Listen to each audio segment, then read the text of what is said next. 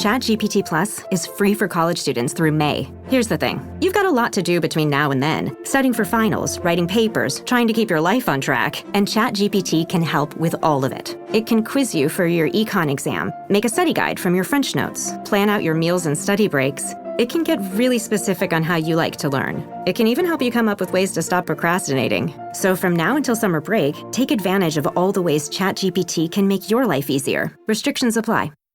The Other Side of Midnight. 77 WABC. Local Spotlight. Good morrow, everyone. This is The Other Side of Midnight on 77 WABC. I'm Frank Morano. It's Friday. You know what that means. Not only does it mean the weekend is here, but it means we kick off the program with a little Ask Frank Anything. So if you have questions on any subject, please give me a call at 1-800, that's our old number, at 1-646-720-0635. That's 1-646-720-0635. Just make them good, make them interesting, make them creative, and most importantly, make them questions. So, a lot of you may have seen the New York Times article yesterday about my colleague, Anthony Weiner, and I know this is something he's been talking about for the last couple of weeks on, and that's the possibility of him attempting a political return, in this case to the New York City Council.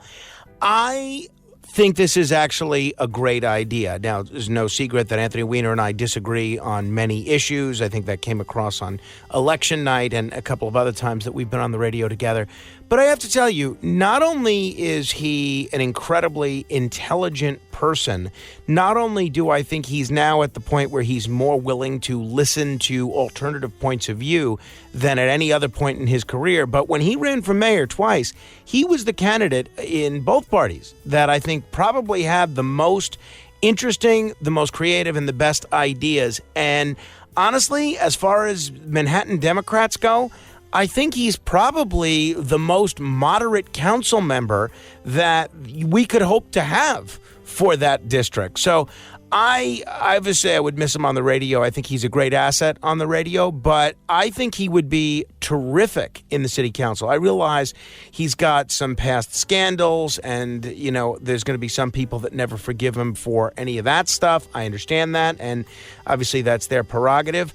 But honestly, given some of the other jabronis that are in the New York City Council, I think we could do a lot worse than Anthony Weiner. And I think he brings sort of an outer borough sensibility and sort of an insight on everything from fighting crime to dealing with traffic that Manhattan is sorely lacking. So he's never represented Manhattan before. He represented Queens and Brooklyn. So it's going to be a change of focus for him in terms of the constituency, but I think he'd be great.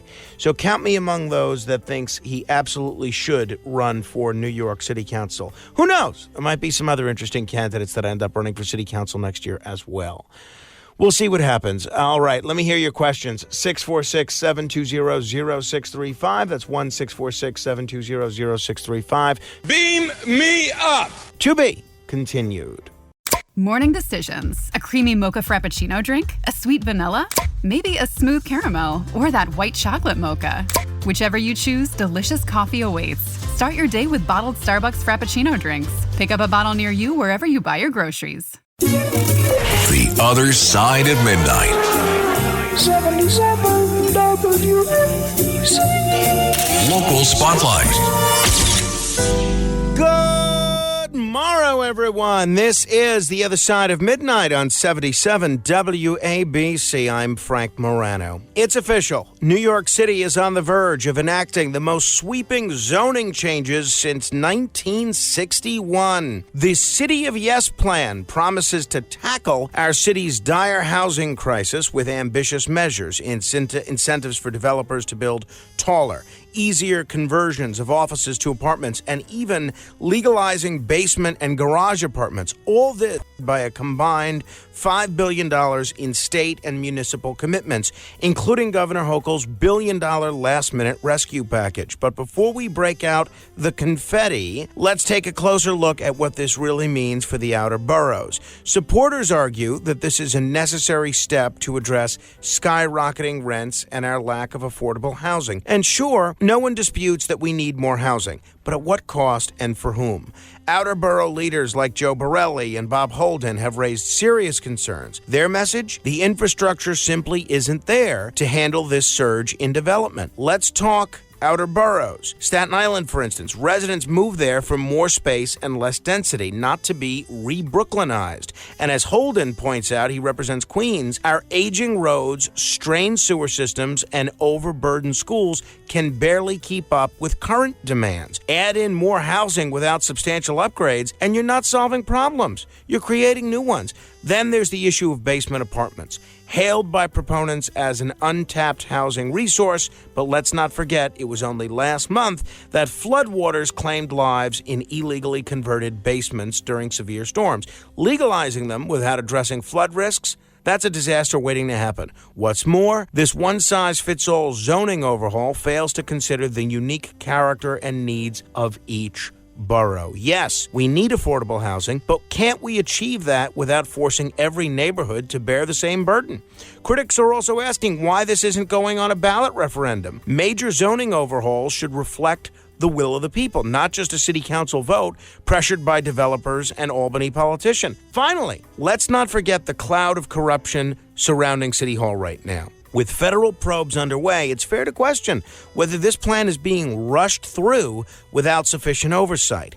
Are we really putting residents first, or just developers and campaign donors? The city of Yes may sound like a bold vision for the future, but it's a nightmare scenario for outer borough New Yorkers already struggling to make ends meet. Housing is a human need, but so are safe neighborhoods, reliable infrastructure, and local control over our communities. This deal fails to deliver on those fronts. And if you ask me, that's not a future worth saying yes to. Beam me up! To be continued. Clorox Sentiva smells like lavender. Cleans like Clorox. And feels like...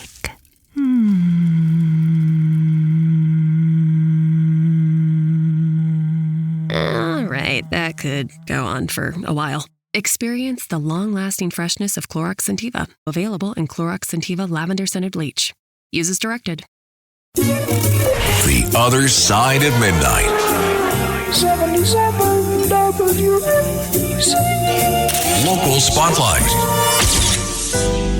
New Jersey's proposed rules for bird feeders are so ridiculous they might as well have been written by the bears themselves. Starting next spring, residents in the Garden State could be fined up to $1,000 if their bird feeder doesn't meet strict requirements aimed at bear-proofing. Among these, feeders must hang 10 feet off the ground, be brought inside every night, and any spilled bird seed must be cleaned up immediately. The rules also demand that if a bear gets into your feeder, you have 48 hours to correct the condition or remove the feeder entirely. Now, I get it. Bears are a growing problem in New Jersey.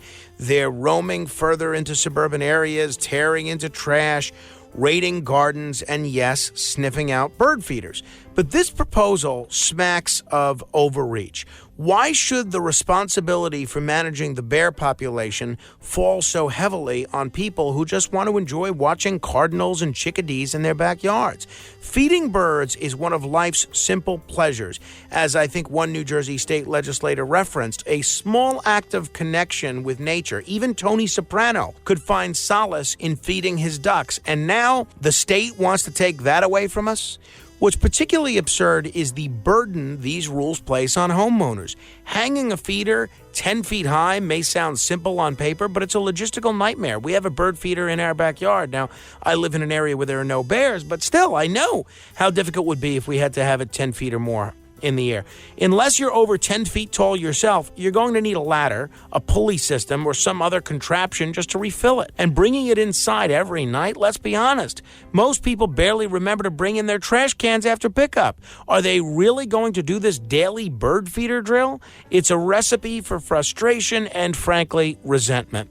There has to be a better way to tackle this problem. The state could focus on public education, encouraging residents to use bear deterrent bird seed, or install feeders with built-in safeguards. Local governments could invest in bear-proof trash bins and enforce rules about securing other food sources like outdoor pet bowls and compost piles. But to dictate how and when people can feed birds, that's going too far. At the heart of this issue is a larger question about balance. Yes, we share our space with wildlife, and yes, there are responsibilities that come with that. But these proposed rules tip the scales too far, penalizing everyday residents for something they can't entirely control. It's not fair, and it's not smart policy. So let's tell Trenton to get real. Don't make us choose between feeding the birds and feeding the bears. Find a solution that protects both wildlife and the simple joys of backyard bird watching. Beam me up. To be continued. Home means something different to everyone. But with Rocket Mortgage, home can mean even more. It can mean a college education, taming your high-interest debt, even a renovation. We've made it easier than ever to use your home equity. That home you worked so hard for, now it can work hard for you. Call 800-4ROCKET or visit rocket.com to find out more. Rocket Mortgage, LLC, licensed in all 50 states, and MLSConsumerAccess.org, number 3030. The Other Side of Midnight. 77 WNBC. Local Spotlight.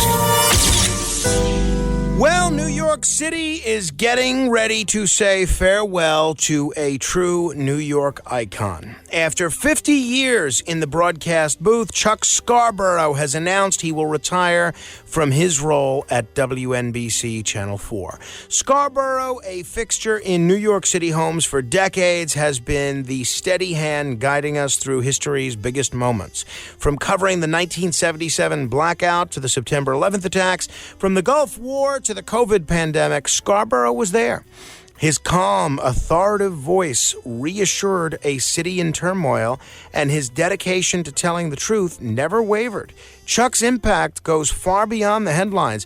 As a pioneer in television journalism, he set the gold standard for integrity, professionalism, and fairness, and his presence was synonymous with reliability.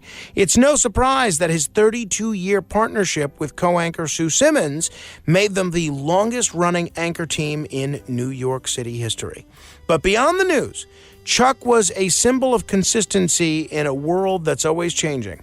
As he steps down from the anchor desk, he's passing the torch to the next generation, but the void he leaves behind will be felt. His name is woven into the fabric of New York's broadcast history. He's not just a news anchor, he's an institution. Scarborough's retirement isn't just a personal milestone, it's a reminder of the power of television to shape the narrative and connect a community. Chuck has been a part of so many of our lives, and for that, we owe him a debt of gratitude. Let's hear Chuck's announcement from last night. This is courtesy of WNBC Channel 4. Well, guys, tonight, finally, I'd like to break some personal news. The time has come to pass the torch.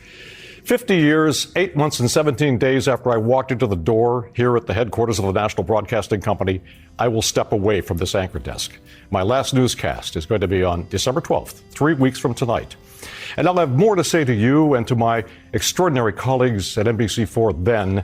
But for now, I'll offer a simple, heartfelt thank you for allowing me into your living rooms and trusting us to bring you the news. Chuck, I am sure you had a lot of opportunities to go to other stations or to do network programming, go national, rather than just stay on one New York channel. But thank you. On behalf of all New Yorkers and all of us that care about local media, thank you for 5 decades of excellence. Your legacy will absolutely live on, and your place in New York City's history is forever secure. Whatever you end up doing next, Chuck, good luck. God bless you. Beam me up. To be continued.